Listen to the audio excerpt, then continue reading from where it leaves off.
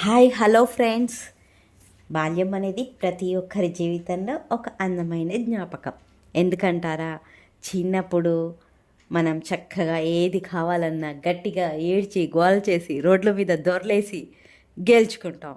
ఇప్పుడు పెద్దగయ్యాకైతే అలా చేయలేం కదండి.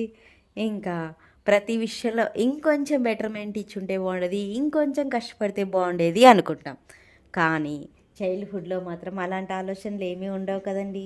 మనం చిన్నప్పుడు చాలా ఆటలనే ఆడుంటాం కదండి. వాటిల్లో కొన్నింటిని గుర్తు చేసుకుందాం.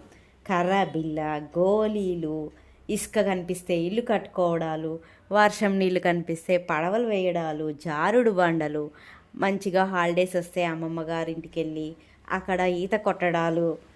అమ్మాయిలకైతే ఆల్ టైమ్ ఫేవరెట్ గేమ్ వచ్చేసి అప్పటి నుంచి ఇప్పటి వరకు నేను ఆడాను, మా అమ్మ ఆడింది, మా అమ్మాయి ఆడింది అని చెప్పుకునేలాగా ఉండే ఒకే ఒక గేము గురుగులు. ఏంటో తెలియదండి, పెద్దగయ్యాక వంట చేయమంటే ఏడుస్తారు, కానీ చిన్నప్పుడు మాత్రం గంటలు గంటలు గురుగులు వేసుకొని వంటలు చేసేస్తారండి.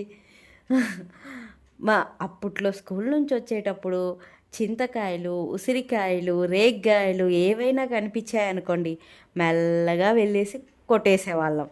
వాళ్ళు చూసారనుకోండి, మేము అలా చేసిన ఒకసారి చింతకాయలు ఎన్నోసార్లు వార్నింగ్ ఇచ్చినా అలానే చేస్తున్నా అని మా స్కూల్ బ్యాగులన్నీ దాచిపెట్టేశారండి. ఇంట్లో తీసుకెళ్ళి మేము చింతకాయలు కోసే లోపల ఇంటికి వచ్చాక మా అమ్మ చూడాలిగా బడిత పూజే.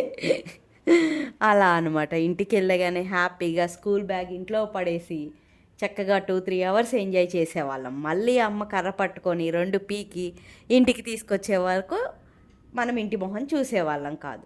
ఇప్పుడు పిల్లలైతే బిజీ కదండి. వాళ్ళకంత టైం లేదు కదా పాపం. స్కూల్ అని, డ్యాన్స్ అని, మ్యూజిక్ అని బిజీ. పోనీ ఇంటికి వచ్చాక ఏమన్నా ఆడతారా అంటే ఫోన్కో టీవీకో అడిక్ట్ అయిపోతారు పాపం. వీక్లీ వన్స్ ఏదో దగ్గరలో ఉన్న పార్కుకి వెళ్ళడమో లేదంటే లూలు మహలో ఫోరం మాల్కో వెళ్ళి ఆడుకుంటారు. మీకు కూడా ఎలాంటి స్వీట్ మెమోరీస్ ఉంటే కామెంట్ చేయండి.